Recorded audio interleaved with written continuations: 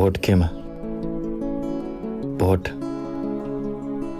कुन पार्टीमा? तिमी अझै पनि कन्फ्युज छौ है भोट कुन पार्टीमा दिने भनेर। ए बाबा, तिमी कसरी बिर्सिन सक्छौ यति सजिलै यति छिटै त्यो द्वन्द?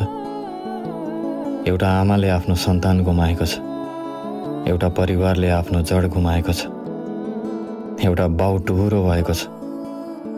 तिमी कसरी बिर्सिन सक्छौ यति सजिलै यति छिटै त्यो द्वन्द? तिमी अझै पनि कन्फ्युज छौ भने नि साथी, तिमी नै गलत हौ। म छाती पिटेर भन्न सक्छु तिमी नै देशद्रोही हौ। अझै पनि तिमी कन्फ्युज छौ है भोट केमा?